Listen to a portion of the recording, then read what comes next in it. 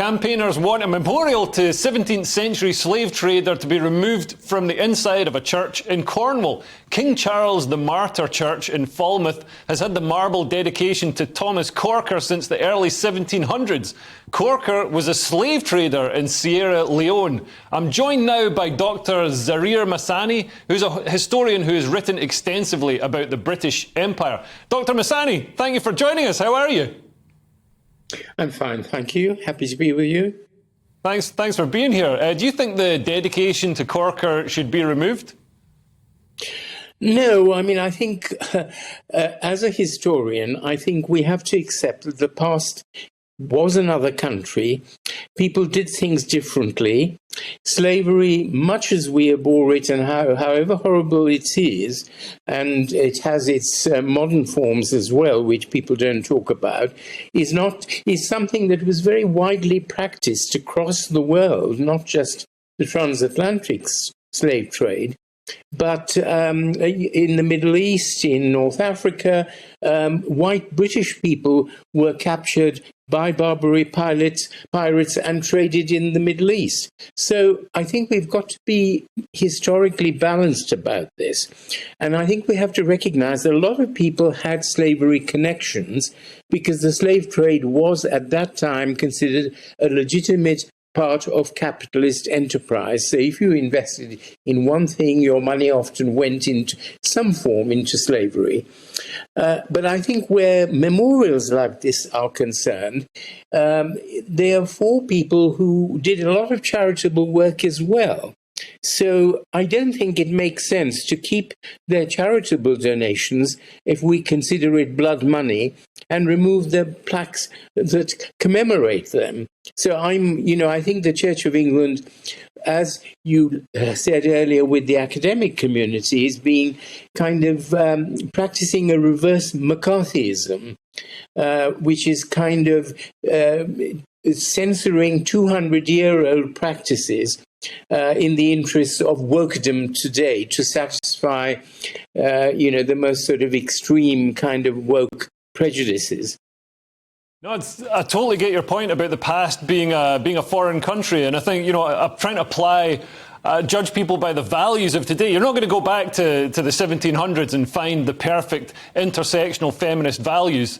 It's not going to happen. People, tended to do bad things and have terrible opinions by today's standards. But do you understand, why people are campaigning for the dedication to be removed?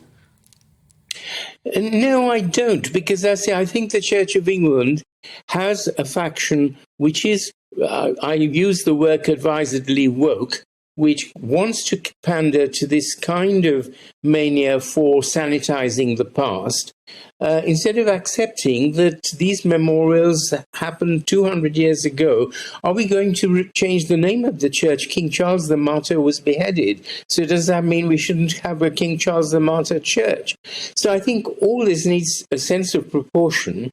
And I really don't think that the Church of England is immune from what's going on. I think a lot of this is happening in academia as well. The Oxford Union, as you earlier mentioned, I was almost no platform there, but I had my say and was booed and heckled. So I think there's a lot of this kind of wokedom which is infiltrating even areas like the Church of England.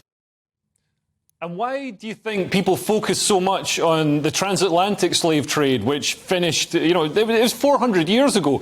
And yeah, as you point out, modern slavery, there are more slaves in the world today than there were at the height of the transatlantic slave trade. Why do you think there's so much focus on slavery that's finished, clearly finished, when, perhaps some focus on modern slavery, the Uyghur Muslims in China, for example, or what's going on in Libya, that could actually enact some positive change and some actual change rather than just criticising history?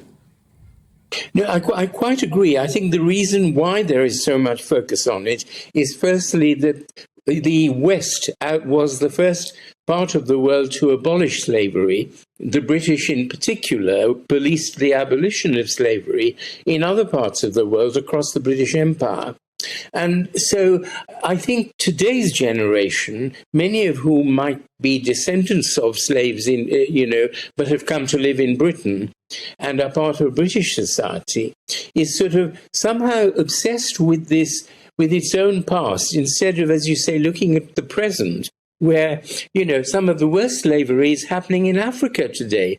You know, Africans enslaved each other and sold each other to Western slavers. And today in Africa, there are more than 9 million people in modern slavery, according to the Global Slavery Index. Why should we not be focusing on them instead of something that happened 200 years ago? Yeah. Yeah, why not? Indeed. Sajila, I'm going to bring you on in this. Have you got any thoughts about this sort of revisionism and destroying statues of people linked to the slave trade?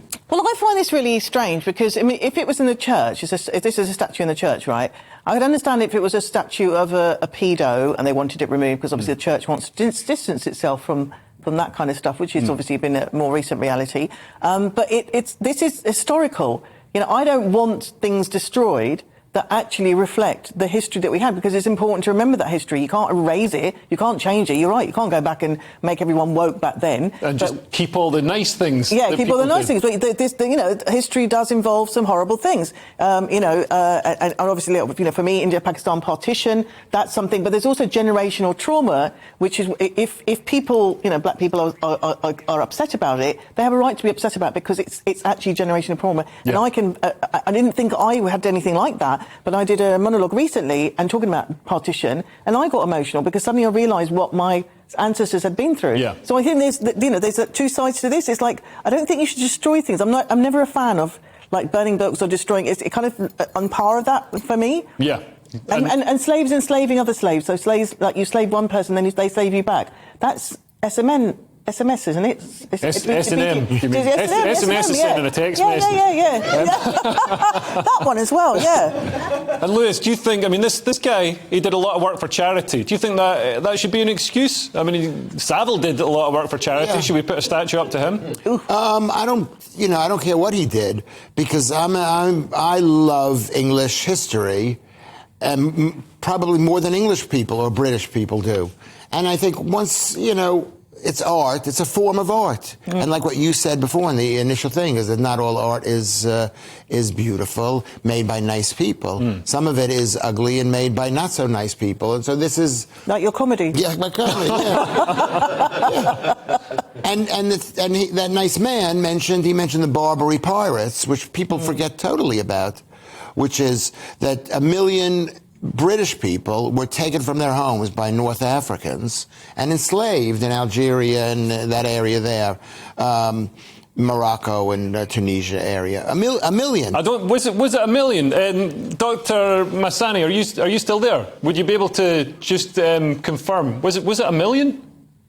Well, it was close to 1 million. Oh, blimey. Certainly several hundred thousand.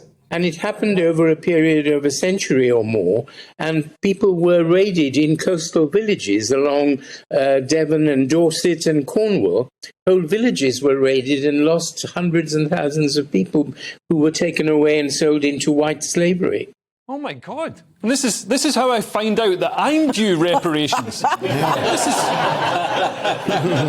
This is horrific. But everything. Can I just say this with no due respect? What happened there in Cornwall helped the tourist industry. Really? There were more empty houses. More empty houses for Londoners to go. Amazing. Dr. Masani, thanks so much for joining us and enlightening us about the history of slavery in the UK and abroad. Really appreciate it. Yeah. Thank you. Thanks for having me. It's been an absolute pleasure. Amazing. Now, should we just finish discussing that? Because you made some really good points there about. I did, and we are going to go. You won't remember any of them, will you? Now, I think everything in history is important, right? You can't erase history, and you can't. What you can do is learn from it and just move forward with that history. Right.